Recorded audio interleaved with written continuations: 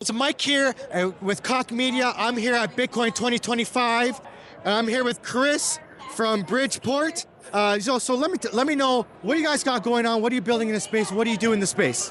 Yeah, so thanks for taking a few minutes with me. So basically, so my name's Chris Soriano. I'm the co-founder and CCO at Bridgeport. And what Bridgeport is doing is basically we are creating institutional infrastructure that connects stakeholders in the ecosystem to provide interoperability between exchanges and custodians, right? So that trading firms do not have to pre-fund across the ecosystem. And this infrastructure is table stakes in TradFi, right? Now it's, you know, the market in crypto kind of had reversed. Like for me, yeah, I keep my assets on an exchange. I have some money on Kraken, I have some money on Coinbase, but I'm nobody, right?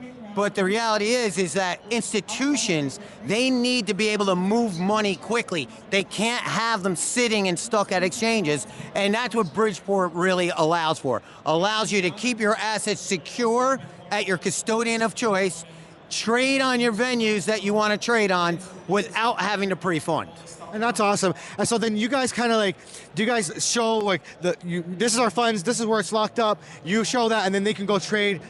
Yep. So, and it's simplest form, right? We're an API aggregator, right? We connect to the endpoints of these custodians and exchanges, and then we inform the custodian to lock up the balances on the exchange. I like to use this analogy for people who maybe not know a lot, right, about crypto or about any of this kind of stuff. There's a company in the US called Plaid. I'm not sure if you've heard of Plaid, but what Plaid does, it connects your payment apps like Venmo or PayPal to your bank accounts. So if you send me $1,000 right through Venmo, I'm gonna get it right now because Plaid knows it's in your bank account, right? And I get that money today. We're doing something very similar. Plaid doesn't touch the assets. Bridgeport does not touch the assets. All we're doing is sending message data payloads from endpoint to endpoint to keep everything coordinated and understood. Absolutely, and one of the big words here in crypto is interoperability, and this is what you're bringing for the institutional investor, being able to get interoperability where everybody talks together. I was just talking to another gentleman about from the city of Miami. He's boots on the ground doing with regulation, and he's talking about upgrading the government systems are so old, and this is kind of nice because now we're upgrading traditional finance and bringing interoperability, and this is what's huge for crypto because everybody has all the different cryptos and all the things that they transact with, but we need to bring it where everything talks to one another so we can all work in this ecosystem together, just like money and debt and credit cards all work together now. Yeah, I mean, I think we were kind of talking about this a little bit before, and I really think that there's not going to be crypto in TradFi. There's just going to be, crypto is going to be rolled into TradFi, and it's just going to be part of, crypto's not going, there's not a flash in the pan. This is going to be here. The issue is that you don't have the infrastructure in place for these TradFi firms. You don't have all the regulatory clarity. TradFi firms can handle volatility. They can handle a lot of things, but they cannot handle uncertainty and they can't handle operational chaos. But I really think the gap here is in these two things, and that's what Bridgeport is bringing. We've seen this, like I said before, there's a table stakes in TradFi, right? We're not recreating the wheel. What we're bringing to the market is giving the ability for trading firms to be able to have access. We don't want to see another FTX or we will see another FTX where an exchange blows up. Today, and I sorry to digress, but I just thought about something. Today, what you have is exchanges. They're not exchanges. They're brokers acting as clearinghouses.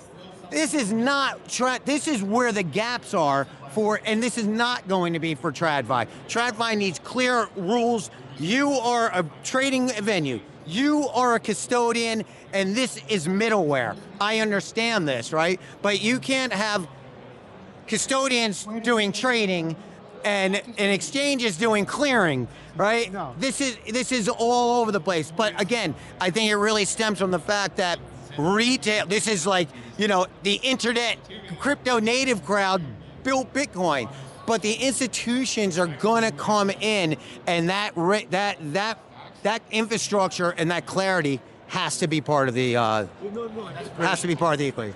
So definitely, and when I was talking about, we were just talking about institutions, I'm a firm believer that when institutions come in, they're going to be incentivized to be able to push it to their clients, their customers and whatnot. So you kind of need, for retail to come in, you're going to need the institutions to get in because they're going to push it to the normal person, and then you're going to have that next wave of mass adoption because everybody's incentivized to get into crypto. But right now we're in the training era where everyone's learning about it. All the institutions coming in and figuring out. I was at Consensus in Toronto, and you're seeing lawyers, compliance lawyers, all these kind of people come in and learning how does crypto work, what's going on, and then they're going to go to their companies and train their staff about how crypto works, and they're all going to get into it together, and then they're going to bring it to their clients, and this is where we're going to have that S-curve of adoption, and it's just going to blast off.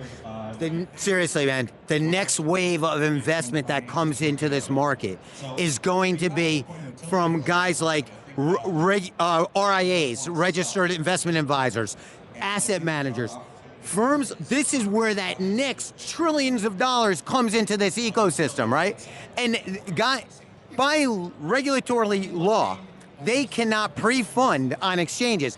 Those firms, and believe me, all the retail people out there, they want those assets at a secured, qualified custodian, not sitting on an exchange. And it's, by law, they have to. It's called the safeguarding law, right? The safeguarding regulation, something. Anyway, like they need to have those assets. So this infrastructure is only going to grow this market, right? So yeah, it's a bit disruptive.